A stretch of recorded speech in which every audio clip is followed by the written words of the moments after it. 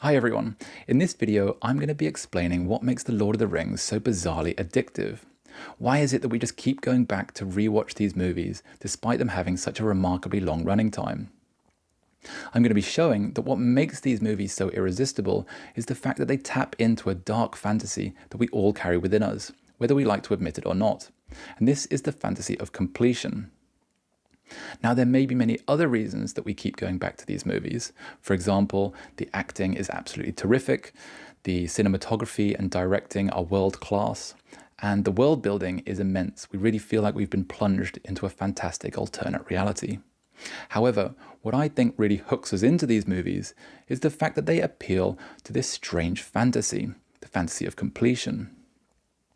Now, you don't need to be into psychoanalysis or philosophy or even The Lord of the Rings to get something out of this video. I think everyone can benefit from better understanding how the fantasy of completion shapes our thought and behavior, because it's only by understanding this effect that we can better manage this fantasy in our day-to-day lives. And as we're going to see in this video, if we don't keep an eye on this fantasy, then it can have really serious consequences. So without further ado, let's dive in and take a closer look at the precise type of fantasy that I'm talking about. The fantasy that structures The Lord of the Rings is a fantasy of completion, a fantasy of absolute self-containment. This fantasy has two forms, one psychological and the other political. In other words, one is a fantasy aimed at the wholeness of the human self, while the other concerns the wholeness or completion of the political community.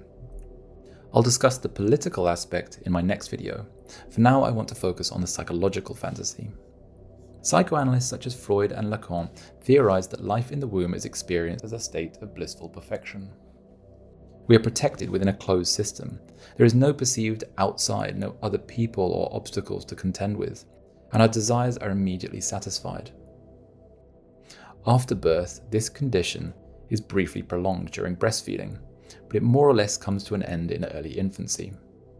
Whatever one thinks of psychoanalysis, this idea has an intuitive appeal. Most of us can imagine a time in early childhood when we felt perfectly protected and cared for by our parents, especially our mothers. It is precisely this feeling that the countless Madonna and child paintings that we see in art galleries and churches around the world are meant to evoke. Interestingly, this state of enclosure is often represented symbolically by the ring, the image of a closed loop. But as soon as we begin to be weaned, we encounter alienation. Our desires are no longer immediately satisfied. We feel the pain of lack and need and have to cry out to our mothers for fulfillment. The world suddenly resists us. It can feel hostile and we feel out of place, disjointed. According to many psychoanalysts, we spend the rest of our lives trying to reattain the condition of perfect unity that we experienced in the womb in early infancy. We are, in this sense, always trying to make ourselves feel whole again. There are many healthy ways of pursuing this goal of wholeness. It's completely normal and wholesome, for example, to satisfy our everyday desires. We need to overcome hunger by eating and loneliness by socializing. The need to satisfy our desires drives us to cooperate with others, to form meaningful bonds with family and friends, and to cultivate both mind and body. All of this can make us more capable of meeting our needs, of remaining fit, avoiding illness, and sustaining supportive relationships.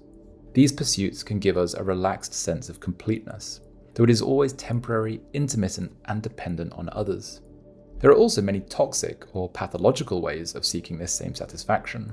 People may seek oblivion through powerful drugs. Others attempt to dull alienation through distraction, by becoming workaholics, obsessed over money and consumerism. What unites these strategies of fixation is a kind of monomania, the false belief that if we can just obtain one thing, beauty, wealth, prestige, power, a sporting trophy, we will finally be complete. These pursuits, however, are bound to disappoint because our sense of alienation and lack has deeper and more complex sources and inevitably returns. Many of these projects involve narcissistic fantasies.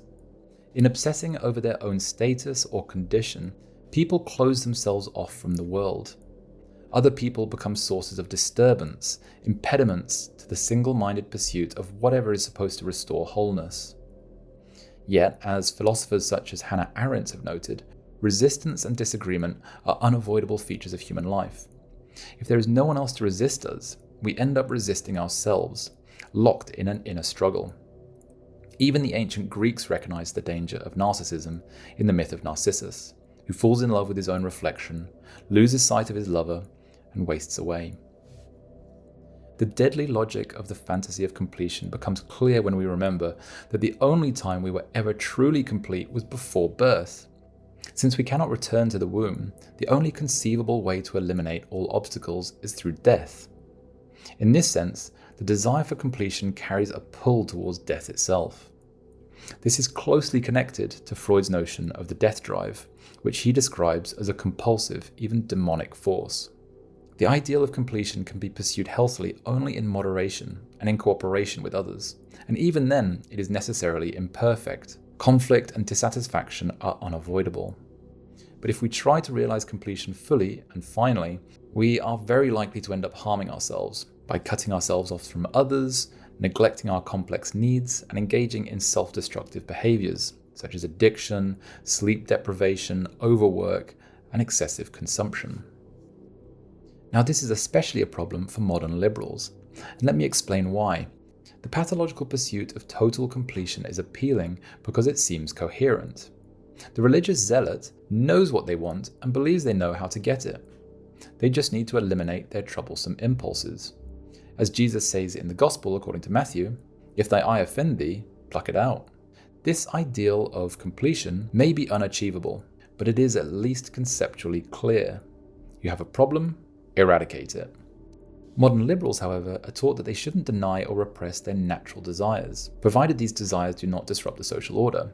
Consider the contrast between traditional Christian attitudes towards unorthodox sexuality and the dominant liberal view today, according to which we should explore, sublimate, and integrate desires that initially feel foreign or uncomfortable.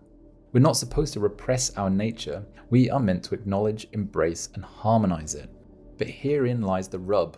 There will always be desires that resist harmonization. Some drives radically threaten our identity and must be continually managed or suppressed, only to re-emerge later, again and again. The struggle with these impulses never ends. Consider the urge to overeat, to drink excessively, or to overexercise. We cannot simply pluck out these desires when they become problematic. They will continually resurface. The liberal ideal of complete inner harmony, of fully affirming and integrating all our desires, is therefore unrealizable. If we are honest, the best we can hope for is a messy compromise. Partial harmony combined with constant firefighting and damage control. This is the best case scenario. Yet once we accept this, we are left without a compelling ideal.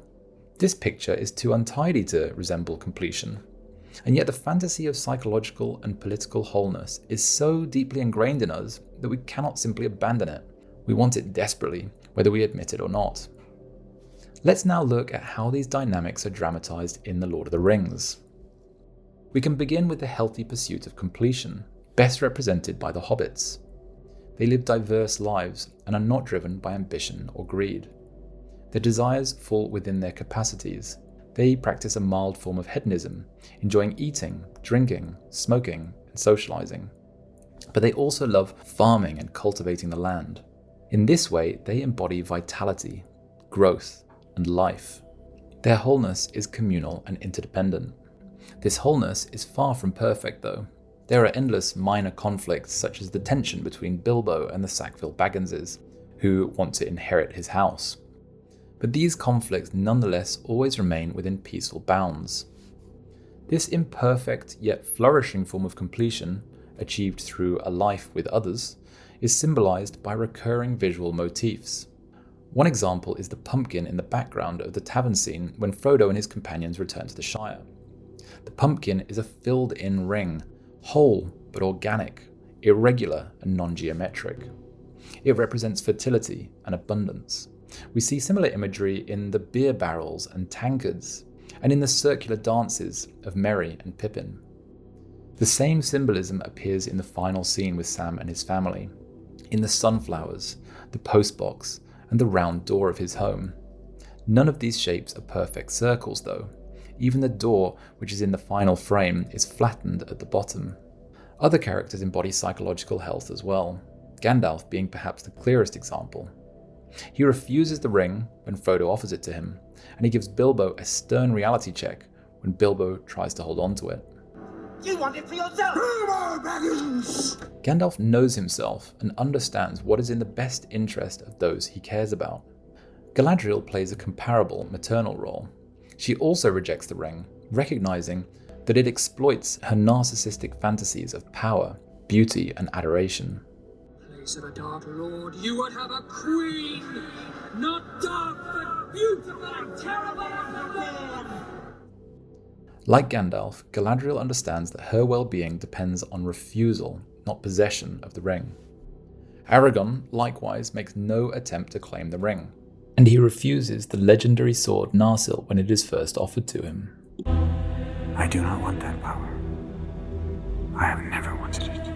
He recognizes the danger that it presents, and when Aragorn is being courted by Éowyn, he remains faithful to his partner Arwen, even though he believes she has departed for the Undying Lands.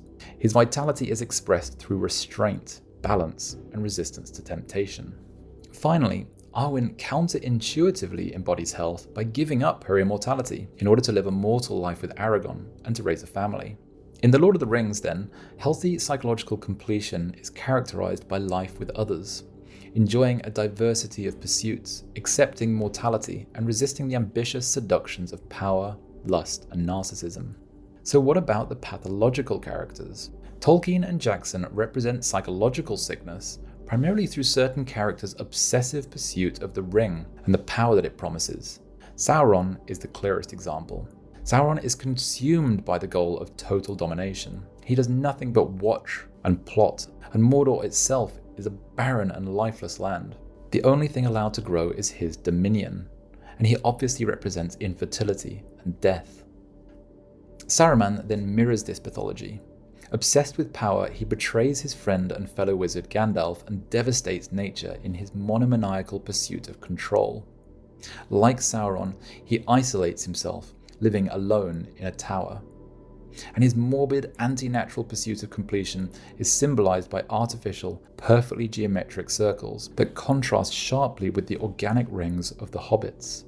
Saruman's circular chamber, the lamps in his tower, the hard white sphere on top of his staff.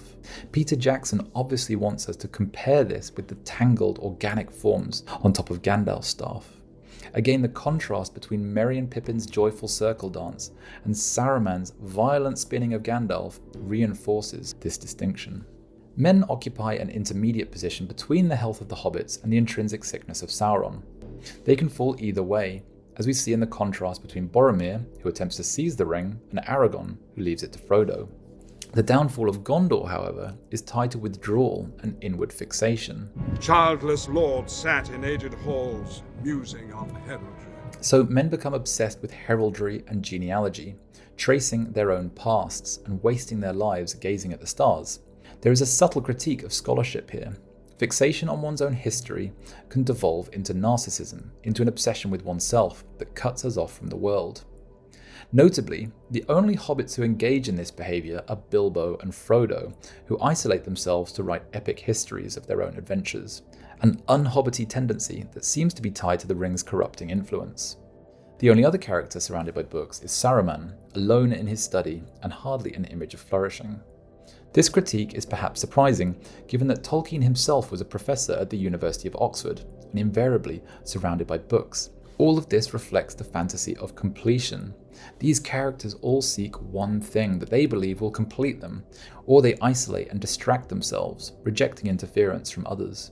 Characters literally disappear when they put on the ring, escaping the world and fleeing into a closed-off self. This becomes even clearer when we look at those who possess the ring. The ring symbolizes our darkest obsessive drives, and above all the ideal of self-completion, which, as we have seen, ultimately aligns with death. Take Bilbo, for example.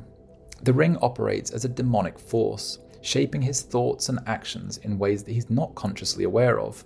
But most concerning of all, he becomes uncharacteristically aggressive towards Gandalf and Frodo, illustrating that obsessions and addictions turn us against those who care about us most.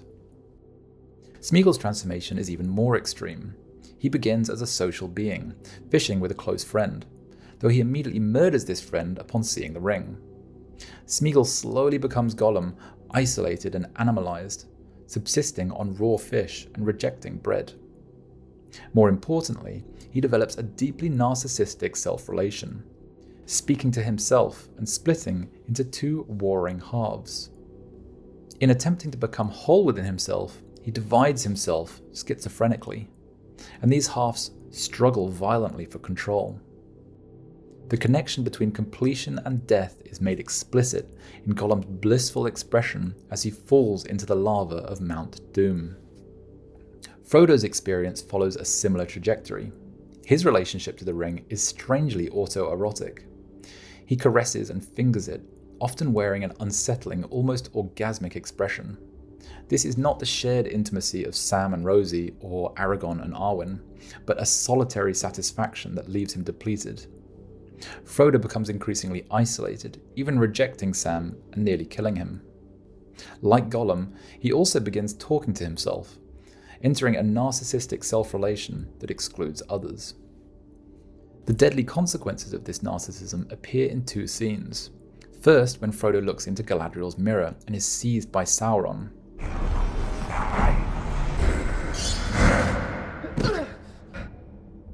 But we also see it when he gazes into the dead marshes, and instead of seeing his own reflection, sees a corpse before tumbling in and almost perishing himself. Both of these scenes illustrate the danger of mirrors and the danger of fixating on our own reflection. The message is clear: self-obsession leads toward death. The Lord of the Rings powerfully demonstrates the self-defeating structure of the fantasy of completion. The fantasy of total freedom from obstacles, total independence from others, and the total satisfaction of desire. None of these are possible.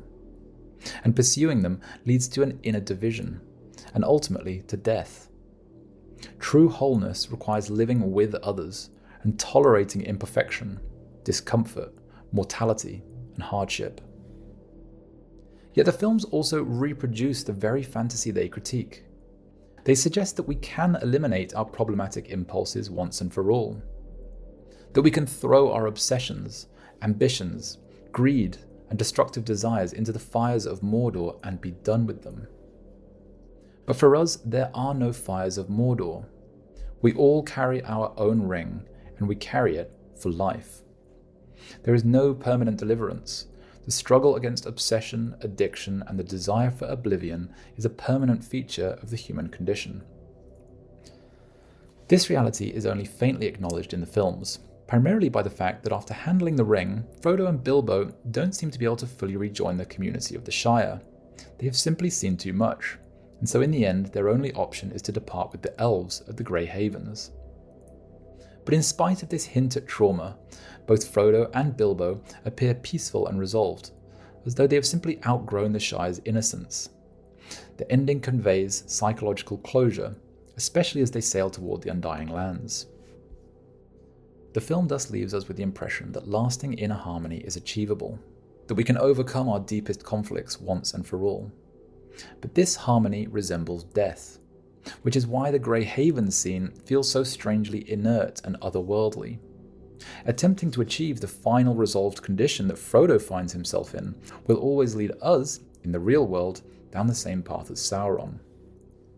Instead of trying to destroy the ring that each of us carry, we need to master the even harder task of living with it and resisting it whenever it rears its ugly head. The power of the Lord of the Rings lies in the illusory promise that it gives its viewers. The promise that perfect completion is possible, and that we can achieve it without becoming Sauron, Saruman, or Gollum.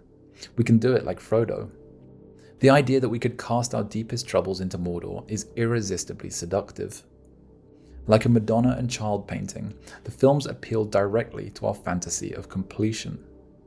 And this is why The Lord of the Rings is so magnetically attractive. But if we really want wholeness, I say that we should take the pumpkin and not Frodo as our model. We need to embrace the fact that completion is always going to be imperfect, organic, and incomplete. An admittedly messy ideal, and one that is not particularly suited to Hollywood blockbusters. Nonetheless, the trilogy is a terrific piece of cinema. And like all Hollywood movies, in trying to appeal to the greatest possible number, the films teach us a great deal about what it means to be a human being.